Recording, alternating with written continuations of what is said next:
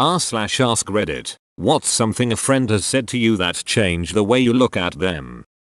My first year of college, I was feeling a bit lonely at Christmas time because things weren't working out for me to get back home with family for the holidays. One of the friends I'd met on campus first semester invited me to spend the holidays with him and his family, and to meet his friends back home. It was as if he and his family had adopted me for the occasion, and made me feel truly included and part of the entire experience, as did his friends there, too. The invitation made all the difference, and was the start for me to do similar good and unexpected kind deeds for others in a more regular, determined way. I was waiting for the negative plot twist, but this is nice. Me too. I thought it was gonna end with awkward, forced sodomy under the Christmas tree. Glad it turned out nice. In grade 9, I had a friend who showed me nudes of his sister he had on his phone. I was kind of grateful, but then I thought, why the duck does this guy have saved nudes of his sister on his phone? Yep, that's ducking creepy. I'm going to bet he's not proud of that. Kids and teenagers do weird shit. Sounds like you have a story of your own. I have a friend who somehow never seems down or sad, so I always thought he was just a happy kind of guy. But one day I was bitching about some stupid shit that happened at work. It was over some small exchange that didn't really matter in the long run, but I was letting it get to me hours later. After 10-15 minutes of me venting and saying today was a shitty day, he simply asked me, "Are you having a bad day? Or did you have a bad 5 minutes and you're letting ruin your whole day?" Made me realize it's up to me to have a good day, and that he goes through a day-to-day shit too, but knows how to handle it. It made me realize that he wasn't just a happy kind of guy, he was a wise person. Yep, reminds me of that Buddhist story. Two monks are walking down a road that had flooded recently. They come across a lady who can't figure out how to walk across a stream without getting her clothes all wet. So the older monk picks up the lady and carries her across the stream, and sets her down on the other side. The younger monk is shocked because monks should never touch women. So they continue their walk for a few hours in silence before the young monk says, "You should not have picked up that lady back there." And the old monk says, "I put her down after crossing the stream. You are still carrying her with you." Damn, wasn't expecting this kind of deepness. During hard times or periods of depression, I had a friend who would text me and say, "You don't have to respond to this, but just know I'm here for you / love you / thinking of you." For someone like me who tends to withdraw and then feel guilty about it, it was the nicest thing anyone had said to me and really made me felt understood. I prefer to date stupid women because they are easier to control. I knew the guy was a ladies' man and a bit of a gym bro, but did not expect that. I've heard men casually say more benign versions of the same thing. That smart, ambitious women are not worth the trouble. It's unsettling how many people just accept and tacitly approve of stuff like that from their friends. Good for you for speaking up. I assume you did. Smart, ambitious people can legitimately be harder to date. I'm going to travel and I might do it alone, unless I can bring a person that understands me and knows how to play along, go with the flow and all that, and the only person I can think of is you. What a compliment. This made me really happy. We leave for a hitchhiking trip to nowhere in August. We are both theater people and we have big plans for an ensemble. This is going to be great. Edit. How nice to have this as my top comment. Thanks guys. Hey there. As a person who travels solo frequently, that sort of hits home. Don't get me wrong. I love traveling solo and being by myself. I'm an introvert who enjoys solitude, but I also wouldn't mind it if some of my trips were done in the company of a good friend. The problem is that most people I know are getting married, have kids, don't have enough vacation time, or money, etc. to go on a 4-week-long trip to Nepal just so we can go hiking and eat the local food, and sleep in tents. That or it's not their idea of a good vacation.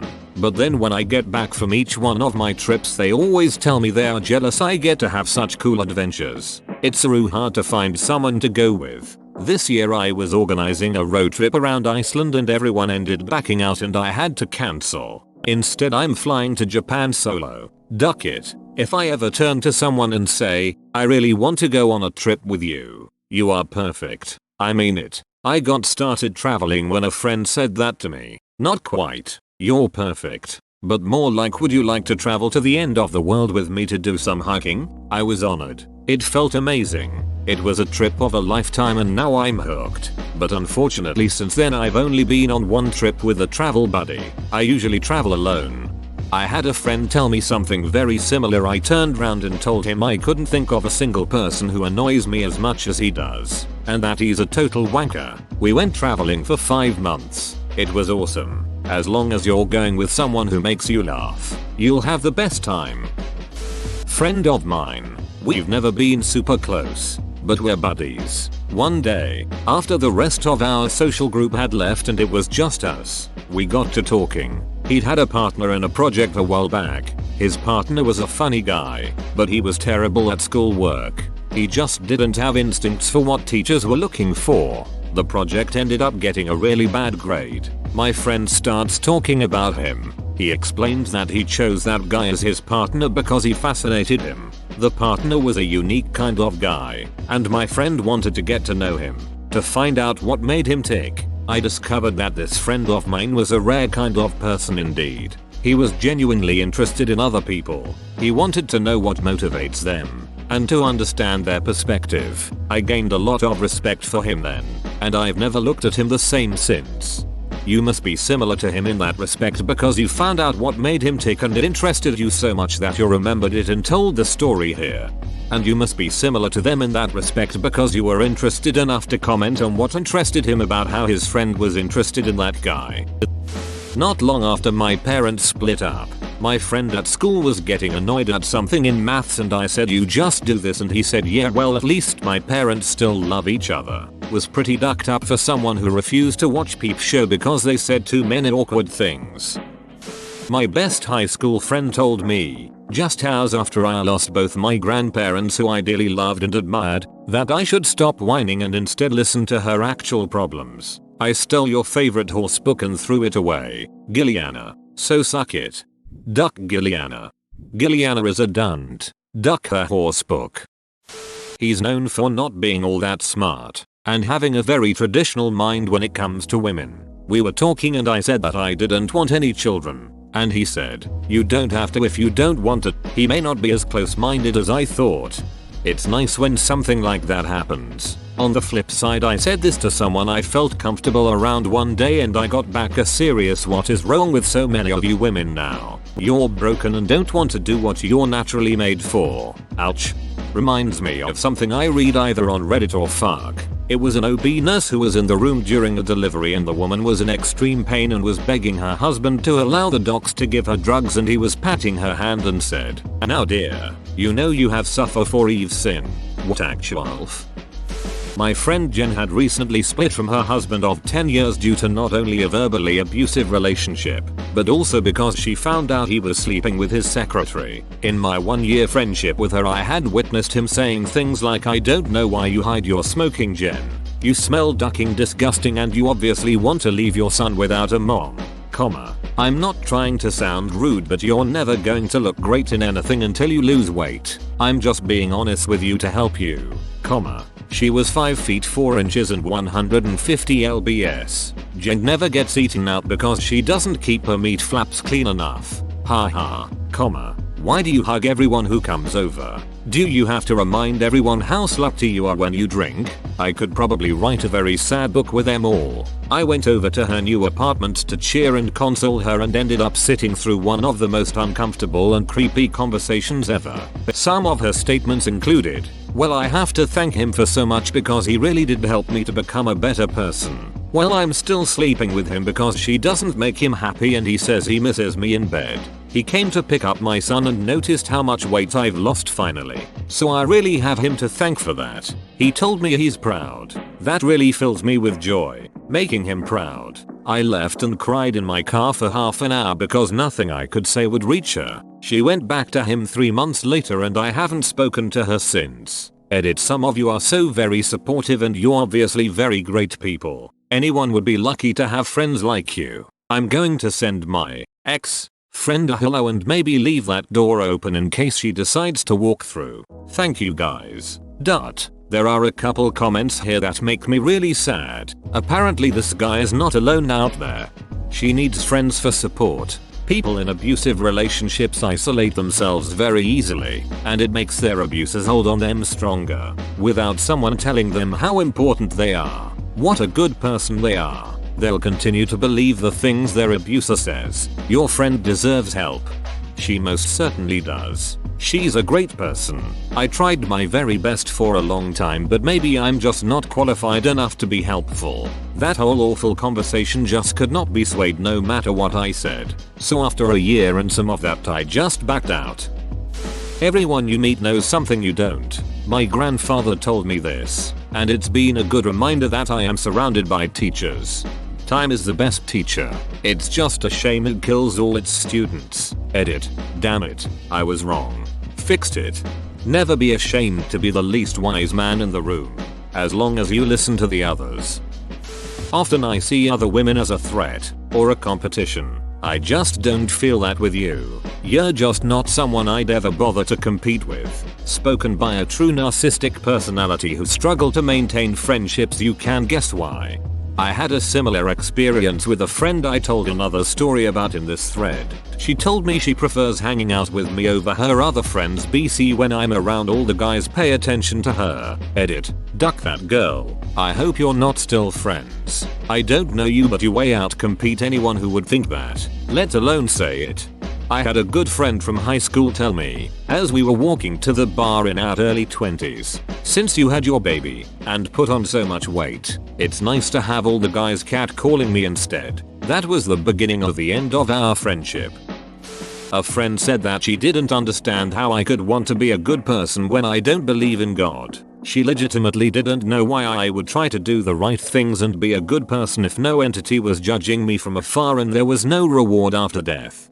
I know a woman who started asking me about my beliefs and I told her that I had none. She kept asking why I don't murder and rape people, why I don't steal and just duck everybody up. Finally she asked me to explain why I don't believe in God. I was like, yeah, no, I don't think it's a good idea to lead you away from religion. Praise to the Lord.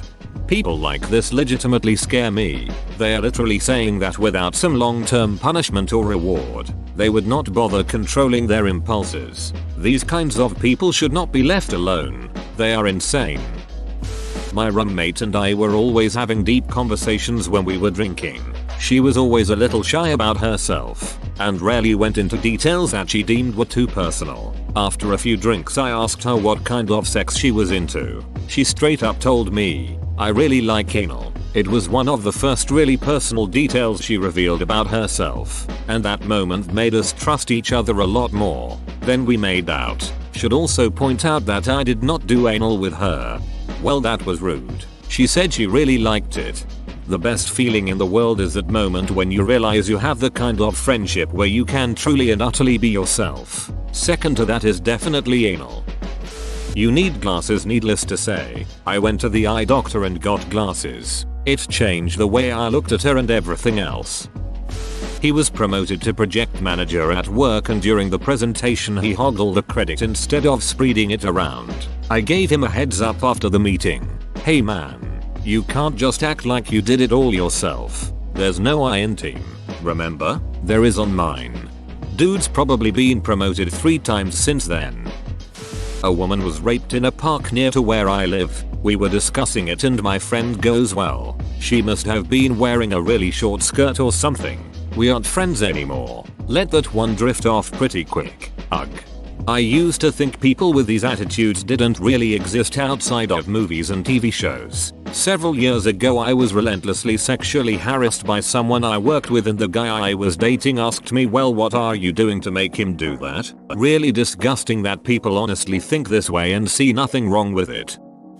Not sure if it counts, but it's something she did. My best and only friend had left to college and I stayed home. Well, I went to visit her up at her college and stayed with her in her dorm. She seemed off the entire time and just really not paying much attention to me, and she didn't seem excited to see me. I didn't want to bring it up and instead ignored it, thinking it would get better. But that night she just said I'm going to a party and left me there in her dorm, alone. That was the last straw. She came home super drunk, so I couldn't even talk to her about it. In the morning I woke up early and left. So, my best friend of 7 years is no longer my friend. Also now I have 0 friends. But at least that means I don't have shitty ones either. Edit. Thanks everyone for replying. It feels good to talk about it. That's pretty ducked up. So rude. Don't worry about it. You made the right choice. If she makes a conscious effort to try and apologize and reconcile, what will you do? I'd have lots of stories, positive and negative, but the most screeching halt and turnaround moment was a friend telling me that he can't wait for my sister to turn 18. Sister at the time was 11. He was 23. You threw him out, right? My ex-boss did that several times. He was 43 and she was 10. He owned the law firm I worked in. I'd vote for Trump. Because if Hillary wins, who's next, a gay president? LOL. Why Jesus, this mentality goes way beyond political candidates. He's basically telling you that not having a straight white male president is gateway to degeneracy. And that's pretty sickening. Edit. Alright, I get it, he isn't necessarily racist as well. Stop telling me. I just assumed so because Obama was in office. Although, admittedly, I'm all for a gateway to degeneracy. When I broke up with my ex, who was African American, I'm Caucasian, my friend, now ex-friend, said, good, it weren't natural you dating a racial slur, we ain't supposed to breed with them. He had given no indication as to how he felt all the while we were dating, and when he said that, I told him I didn't want to be associated with a racist piece of trash and we went our separate ways. Been on the other end of that one before. My ex's friends, out of nowhere, made the same comment about me. The ex was cool with it. I noped right on out of there. He once told me a story about a mutual friend of ours, which was pretty funny. Then a year later he says the same story but replacing the mutual friend with another person. Started taking everything he says with a grain of salt. Sometimes that's really all it takes. A tiny slip like that to make you question a lot of what they say. Memories are way less reliable than you think. When there's no milk, I just use water. What kind of savages do you associate with? Freshman year in college, I was hanging out with a group of relatively new friends, smoking me and chilling at one of a house one of them lived in. I was kinda high and just started rambling on about something stupid and it seemed nobody was listening. I felt really dumb and trailed off to a silence, and then, sorry, one of the guys, Spencer, leaned over to me and said, don't ever apologize for being you. If you want to talk about something, do it, even if it's only you. Be confident. He's now one of my best friends and I'm moving in with him next semester. I dealt with social anxiety in high school and hearing this really helped me in a huge way. Hey, quit making that stupid face at me. This isn't even funny. Why are you making me laugh? In high school, I knew this kid in history class who seemed pretty slow in all regards. He was pretty much a recluse, never seemed to be able to grasp any of the material being taught and always had an aide with him. I'm not quite sure what his disability was, but I've always figured he was somewhere on the spectrum. Anyway, I sat next to him, and over the course of the year, I eventually got to speak to him and his aide. His aide did most of the talking, but nonetheless, I was able to consider him somewhat of a friend. Throughout all of that, I pretty much figured that he'd be someone who would lead a fairly bland life, always needing help with things. Looking back, it's kind of a shitty thing to think, but I've seen a lot of people go down this path. I figured he was the same. Summer comes and goes and I end up getting into AP Calc. He is there. Over the course of the semester, I watched this kid duck and kill it. Nearly everything given to him was handled quickly. He opened up and actually spoke very well with other students and was generally the most enthusiastic person in the room when it came to doing the work and helping others. And when the period ended, you could see him quickly go back to how he was beforehand. Last I heard, he was being vetted by a few big tech companies. I've since learned not to judge others so quickly. Whoa, you made it to the end? You're a ducking beast. I'll cut you a deal. Smash like and subscribe for more curated content, bruh. It's free and that's a great price.